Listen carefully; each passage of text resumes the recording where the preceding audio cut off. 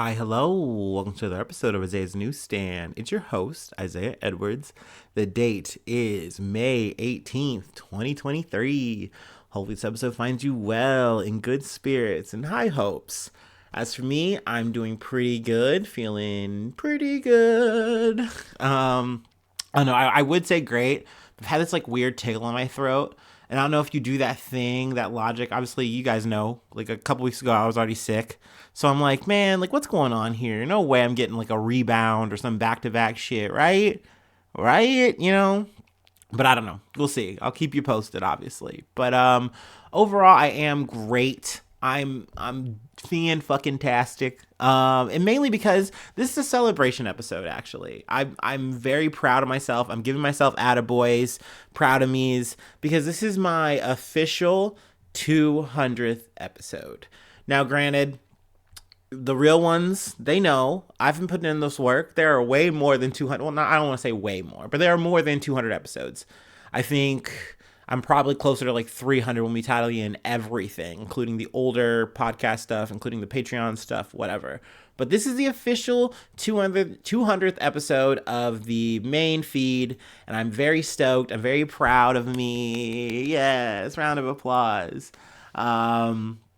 So yeah, I mean, it's a minor milestone for me. I have bigger things on the horizon that I want to hit in terms of numbers or whatever. Also, a fun thing I've hit this month. It's very minor, but over 3,000 plays, and I'm like, well, goddamn, that's pretty neat. Once again, that's such a silly thing. That's you guys or whatever just saying, hey, I'm gonna click on here, and that's it. I don't know if you listened or whatever, but it says that, hey, there was a click, and I will take it. Okay, bigger number, better person. But no, really, I'm so stoked to do this. Damn, now every day. It's been a hobby of mine for a while now. Definitely not something I see putting down anytime soon. And I just thank you all for sticking around and listening to me. And if you're a new listener, hi, how's it going? Weekly news, bloggy podcast, just hanging out, just being me. All right, let's go ahead and celebrate. I feel like that's in order. And then we'll run through some news. Some good, some bad.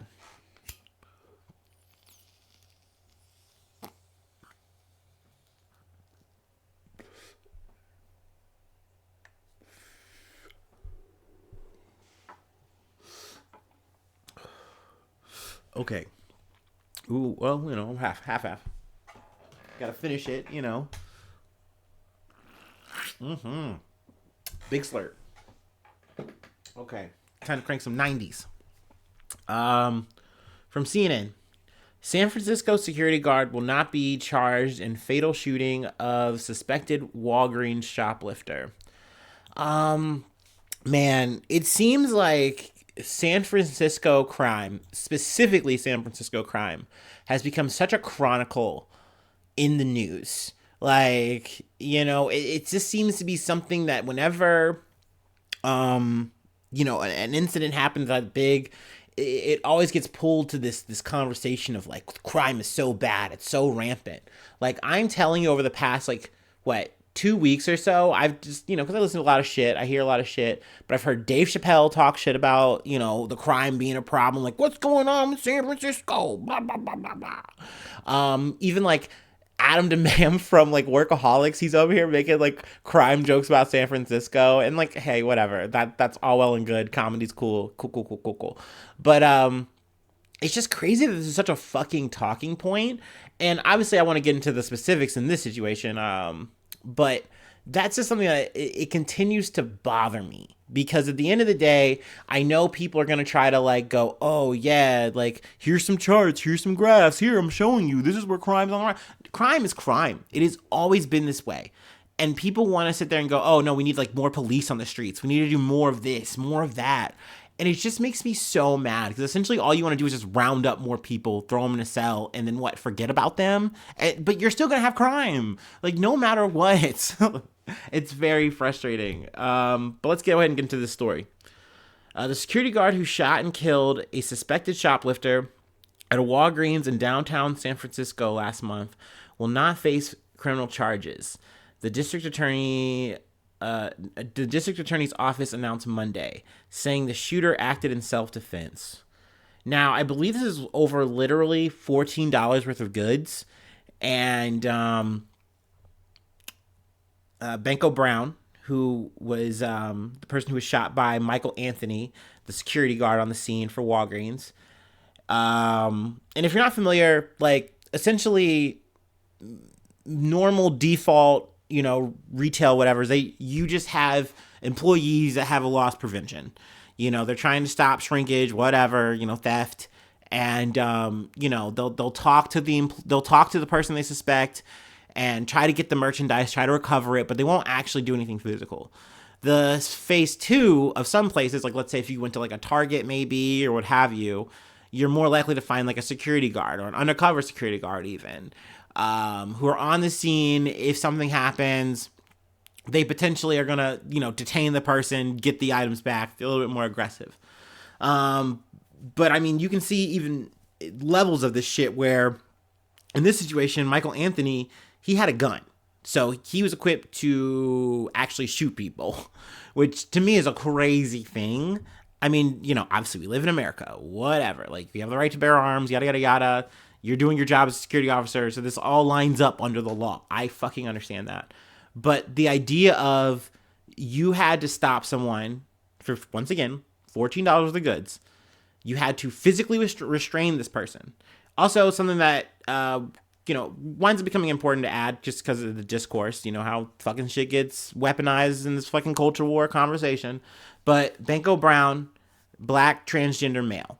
Now, after everything is said and done, we're getting to that. Michael Anthony does go on to misgender her in an interrogation. I'm not sure if that's intentional or not. Maybe he just, kind of assumed from the situation on the scene and didn't get corrected or whatever, and is just, saying what happened according to him. According to him, I really need to add that part. But essentially what happens is they have a tussle, and this is on video recording, but I'm not sure if all the video recording has been released yet. I'm not sure. But essentially the footage from what I've seen from like photo stills is they kind of wind up tussling. At one point, I believe Anthony gets Brown on the ground, and then Brown gets back up, and I believe is like attempting to leave, but then stops because maybe it becomes like a verbal thing of some sort. And then Brown goes to lunge at Anthony, and that's when Anthony pulls the trigger. Now, according to Anthony, he says the whole time Brown is telling me that they're going to stab me.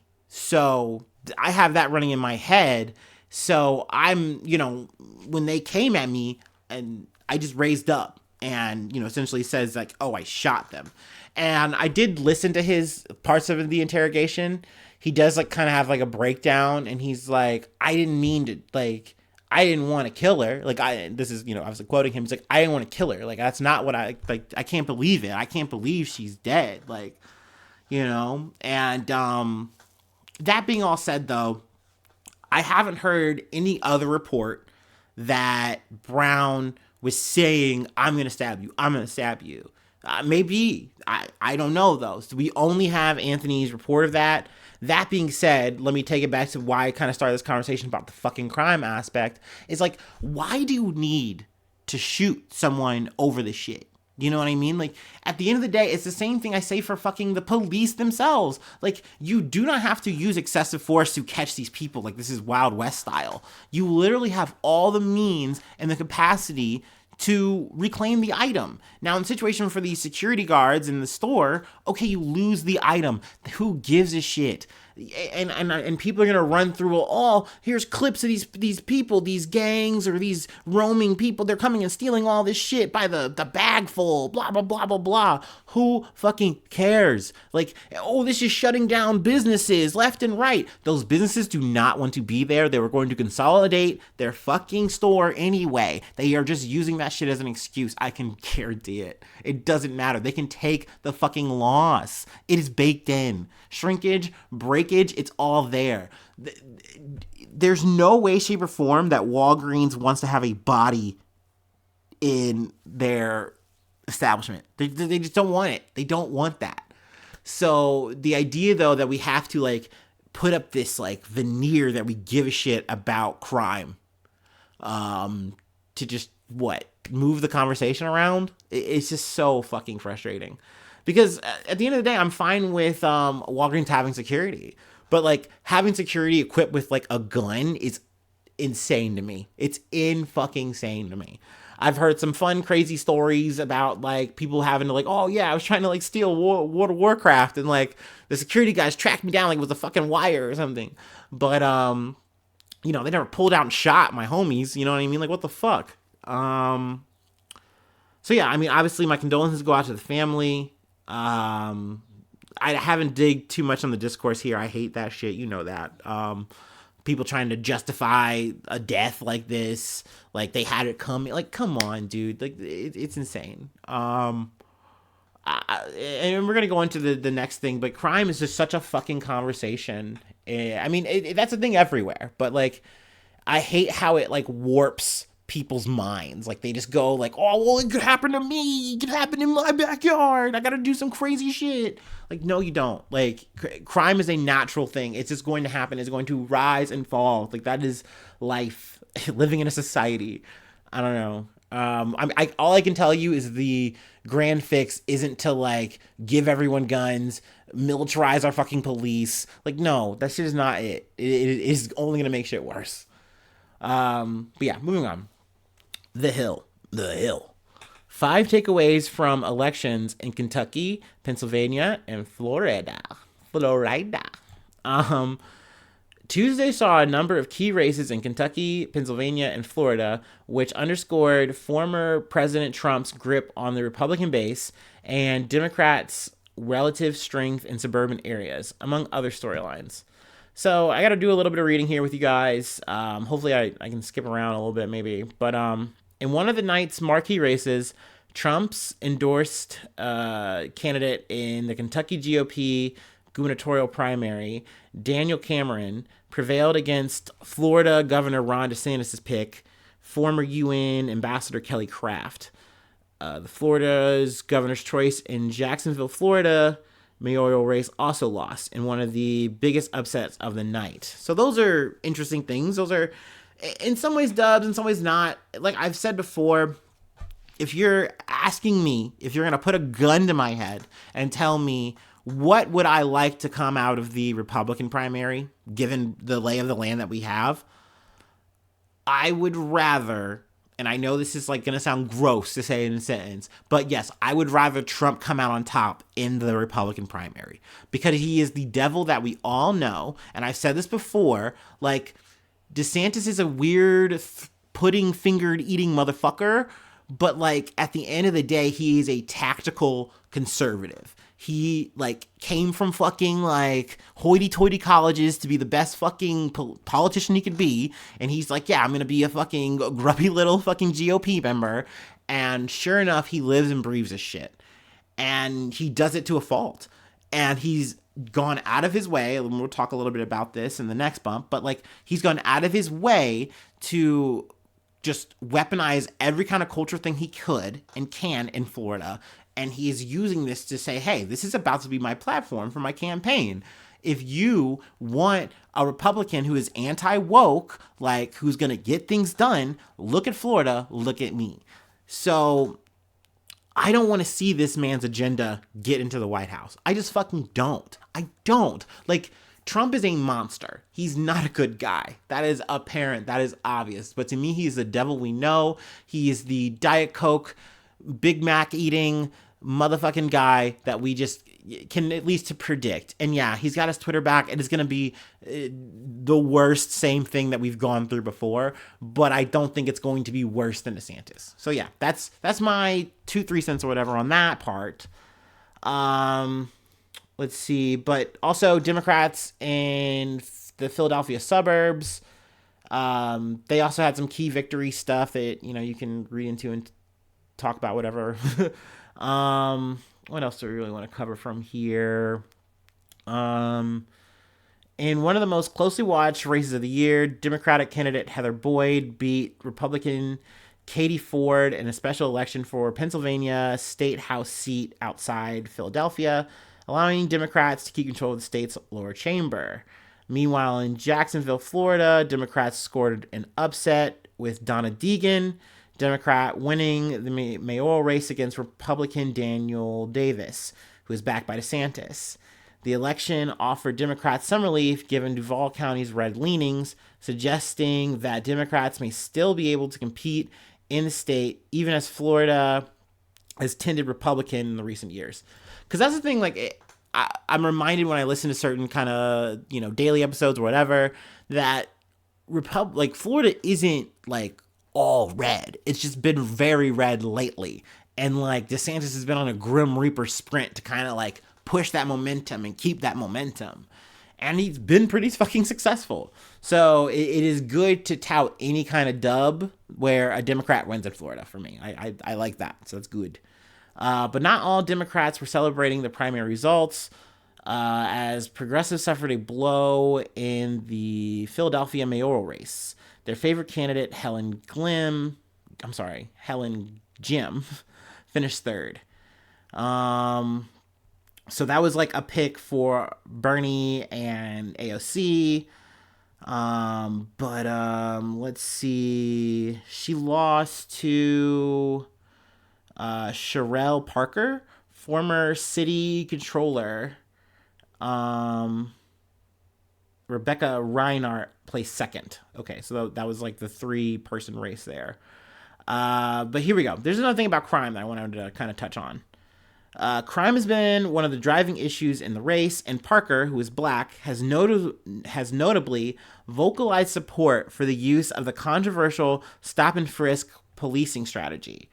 Her strategy and policing her website also calls for hiring 300 more police officers who would be designated to a neighborhood beat, which I don't think is going to stop fucking crime. You are just going to make head buses on the street. Okay. And the stop and frisk thing, I fucking hate that shit. Like in New York, that did nothing. All it did was allow people to just target people willy-nilly and go, oh, I think they have drugs on them. I think they have something on them. So let's just go and stop and frisk them. Like, you didn't stop crime. So I don't like that. That gives me the fucking ick. That's all I really want to talk about there. We can move on. 1 second.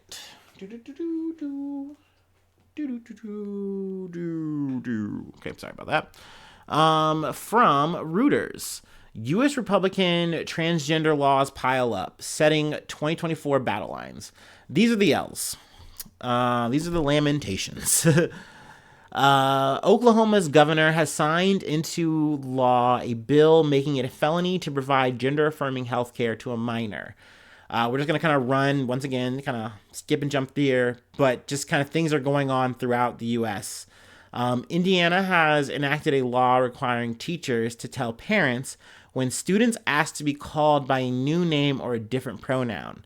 North Dakota has approved a law that lets public school teachers and state employees ignore using a transgender person's preferred pronouns.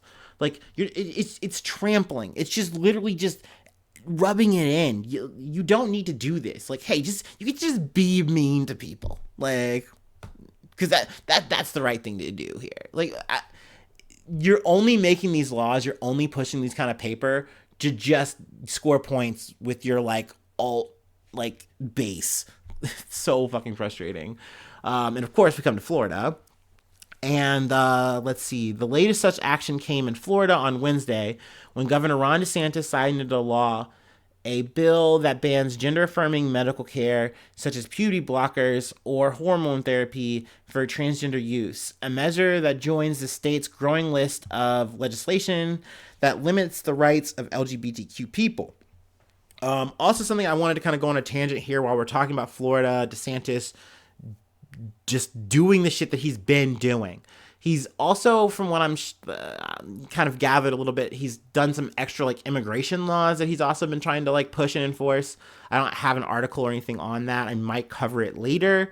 But just something I kind of wanted to highlight too, that he's just going out of his way to push this kind of shit. And it doesn't matter who it hurts. Like, this shit does affect small business owners. Like, obviously, it's like, that's not something that anyone wants to talk about on either side. But it's like, yeah, you've pushed all these people out. You've got this hardcore immigration law. And now people don't have, like, workers. Because people aren't coming to work at the pay that migrants were coming in and working at. You know what I mean? It's very frustrating to just see this guy talk this good shit. But I just don't think that it's going to actually carry in the long run. It's only going to do more damage to the state that he's, supposed to be fucking defending the rights and morals of for normalcy. Anyway, all right, let's continue. I'm sorry. Let's see. Talks about some people trying to sue Florida to kind of like stop the new laws and things like that. Where's the next place I wanted to hit? I want to talk about this little factoid here.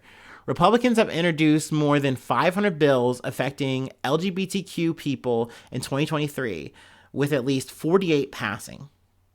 So, mind you, these are the 48 that were literally sensible enough for a whole to be like, yeah, we could lobby. Like, this makes sense. Like, we can make this palatable. The rest of them were literally more unhinged bullshit.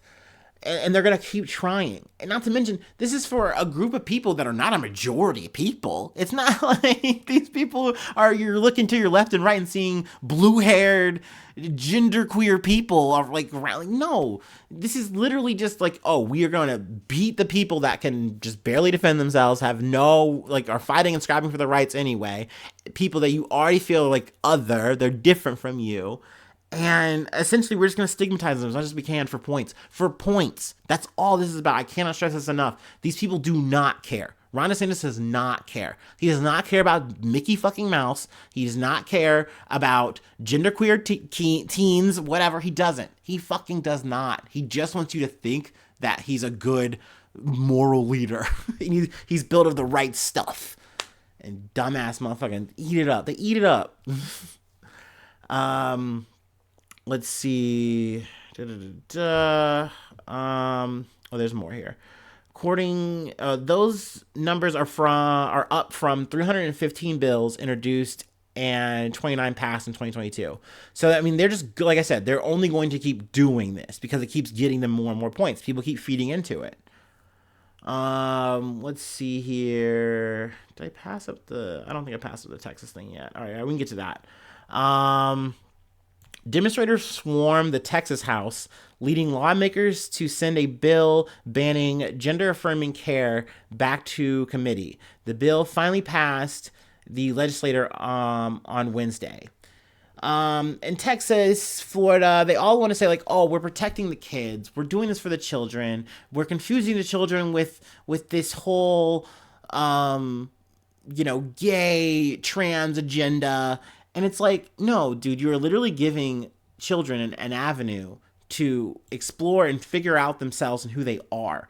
In none of these situations are kids getting surgeries or getting anything that's completely irreversible. Like, these are all things that allow a person to figure out who they are. And like, okay, good, I like this. I feel like now I'm getting this new autonomy on my life and I can be the person I want to be. And guess what? They want to actually live. Like, that to me is the most important thing. Like, you're over here like trying to like hide history from your kids. You're trying to like hide like the world from your children, and I don't get it. I don't understand it. Like, yeah, if you're thinking about using some different pronouns, well, first off, don't. And then two, if you are, you should ask a parent. Like, what? It's crazy that pronouns are the new reefer madness. Like, what the fuck? It's bleh. They also cover Montana. In Montana, we've talked about this. Protests contributed to the censor of transgender state representative Zoe Zephyr, who was banned from the House floor by Republican legislators. I think that's all I really wanted to. Yeah, that's it here for that. We'll move on actually to Montana proper. But yeah, man, I mean, I'm sure you guys get sick of me covering the same shit over and over and over, but I don't care. I'm not going to stop because at the end of the day, it's news, and it's news for a reason, and it is fucking important. And maybe there's people out here, and they hear it and they're like, oh, I don't exactly love Isaiah's points. I don't exactly love where he's coming from. Well, too bad. Too fucking bad. I don't want to tell you. It is what it is. Obviously, I'm not a perfect person. I don't say it and do this the most eloquent way. But at the end of the day, like, I don't know. These are things I do feel very passionate about because I have friends who are living this life. And I am so happy to see them thriving. And I just can't imagine that being taken away by some stuffy politician who just literally wants to keep his shitty ass fucking government job. No, I'm not going to be quiet for that. Fuck that. Fuck that. And same thing with the gun. Same thing with all this fucking shit. I can't stop. I don't care. I'll do it for 200 more episodes. All right. I'm sorry. I'm going blah, blah. Let me do my break. And then we got one more thing to do.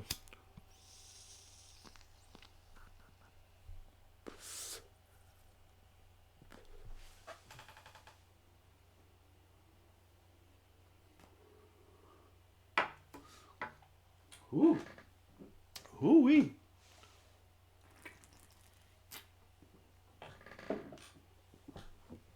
Okay. From the Associated Press. Montana says first in nation TikTok ban protects people. TikTok says it violates their rights. So this is an update. Governor Greg Gianforte, sure, signed a measure that's more sweeping than any other state's attempts to curtail the social media app, which is owned by a Chinese tech company. Now, this is going to officially take effect January 1st, 2024. It is expected to be challenged legally. But TikTok hasn't necessarily said hey, we're actually going to do that, but it's most likely coming. And also in terms of the enforcement, this looks very murky. Something we've kind of talked about in the last time when we mentioned this. One, if you already have the app before January 1st of next year, then you have the app. So it's like the Angry Birds thing where it's like, oh, it's gone. But as long as you have the app, you can play Angry Birds. As long as you have TikTok, you can be on TikTok.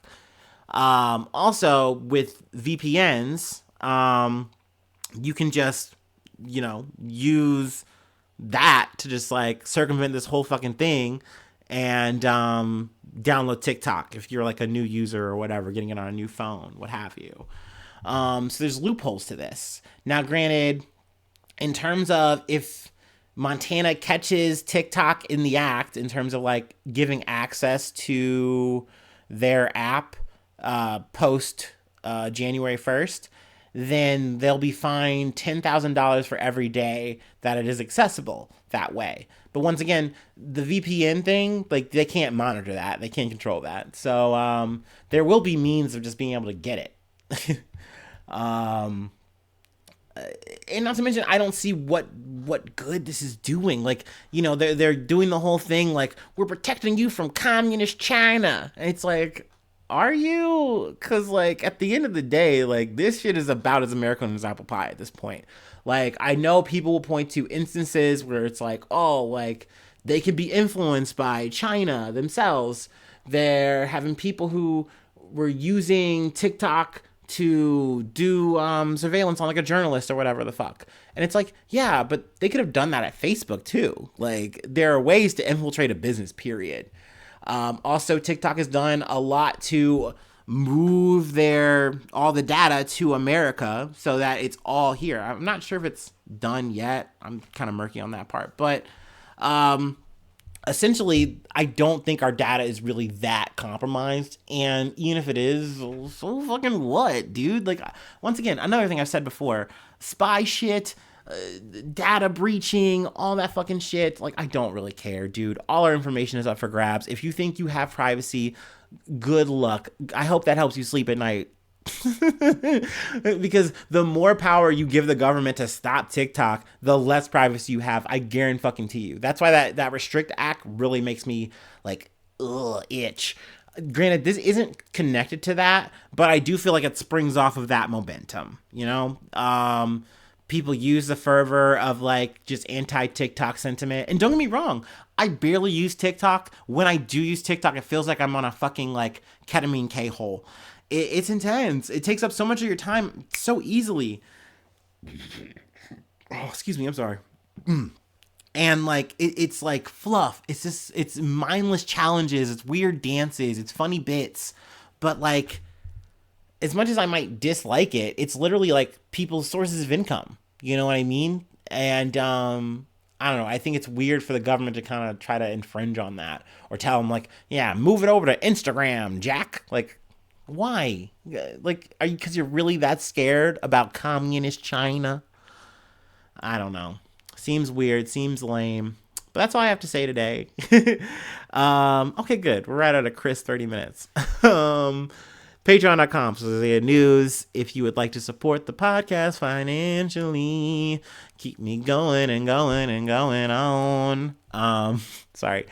I get extra episodes every week. So I'm thinking about taking maybe a day off. We'll see. You know, all that's there though. You can always just go on the Patreon, get all that extra good. Also, Discord.